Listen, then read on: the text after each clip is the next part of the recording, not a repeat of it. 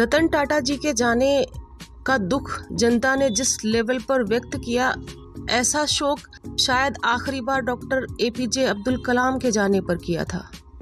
पर रतन टाटा जी तो व्यवसायी हैं, उनके मामले में ऐसा क्यों हुआ? और दान भी सभी कंपनियां करती हैं। CSR के तहत कॉर्पोरेट सोशल रिस्पॉन्सिबिलिटी होती है, जो अपने मुनाफे का 2% हर कंपनी को दान करना होता है। तो दान तो सभी कर ही रहे हैं, पर रतन टाटा जी में अलग क्या था? उन्हें औरों से अलग क्या बनाता है? रतन टाटा 1937 में मुंबई में जन्मे। हार्वर्ड और कार्नेवल यूनिवर्सिटी से उन्होंने पढ़ाई करी। वहीं बस जाना चाहते थे, पर 1962 में अपनी दादी माँ के कहने पर वापस आकर टाटा ग्रुप उन्हें ज्वाइन करना पड़ा।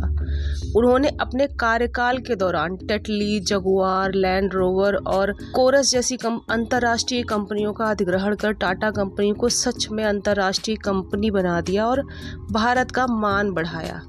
उन्हें भारत सरकार ने पद्म भूषण और पद्म विभूषण जैसे महत्वपूर्ण पुरस्कारों से नवाजा। कॉर्पोरेट सोशल रिस्पॉन्सिबिलिटी के तहत सभी बड़ी कंपनियों को अपनी इनकम का 2% दान करना होता है या किसी सामाजिक कार्य में लगाना होता है।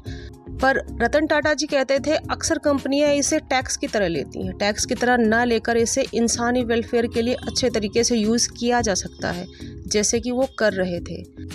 रतन टाटा जी कहते हैं, जब उन्होंने इंडिका कार बनाई तो उनके मन में था कि एक देश की कार होनी चाहिए जो पूरी तरह से भारतीय हो, और इसके लिए बहुत सारे लोगों ने उन्हें बहुत बार डिस्करेज किया, पर वो ये करना चाहते थे और इंडिका कार बहुत सफल रही।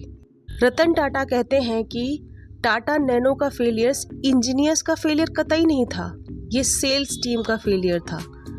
वो कहते हैं कि मैंने एक परिवार को स्कूटर पर सिमट कर बैठने की कोशिश करते हुए रास्ते में देखा और तेज़ बारिश और स्लिपरी रोड्स में जाते हुए देखा, तो मेरे मन में ख्याल आया क्यों न एक बेहतर और सुरक्षित स्कूटर बनाई जाए। स्कूटर पर अधिक प्रयोग करते करते उसने एक छोटी कार का शेप ले लिया, पर इस कार को बेचने के लिए उन्हीं पुराने सेल्स से जुड़े लोगों को सौंप दी गई। अब उन लोगों ने इस कार को सस्ती कार कह के बेचा।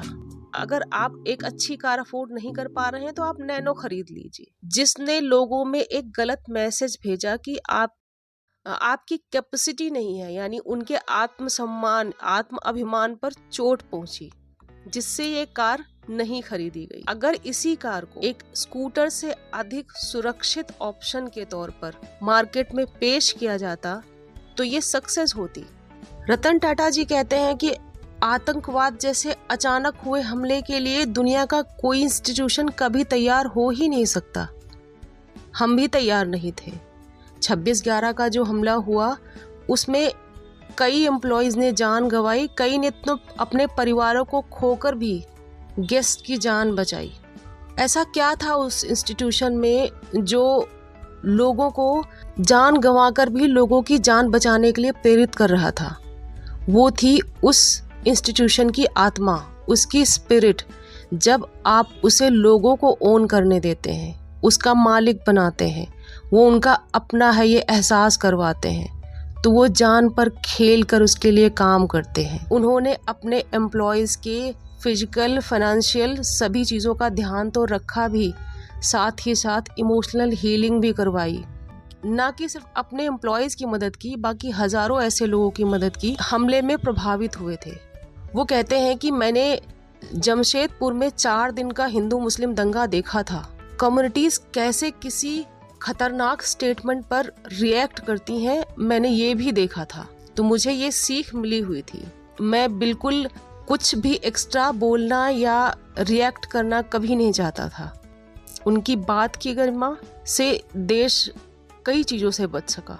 उनका सपना था कि भारत माल न्यूट्रिशन यानी कुपोषण मुक्त होना चाहिए।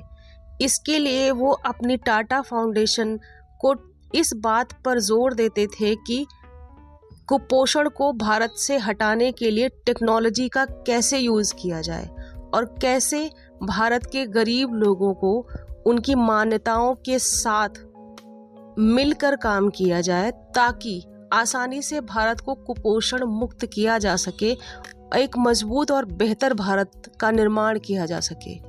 जहां 141 करोड़ की इस आबादी में बहुत बड़ी आबादी अब भी बीपीएल यानी बिलो पॉवर्टी लाइन रह रही हो, वहां बहुत सारे अमीरों की बड़ी बड़ी महंगी शादियां और साथ ही एक कप केक पर छोटी सी कैंडल लगाकर अपना बर्थडे सेलिब्रेट करता हुआ बुजुर्ग जो खुद में बहुत बड़ा अरबपति हो और साथ ही अपने कुत्ते के साथ और स्ट्रीट डॉग्स के साथ टाइम स्पेंड करता हुआ बुजुर्ग अपना सा लगता है।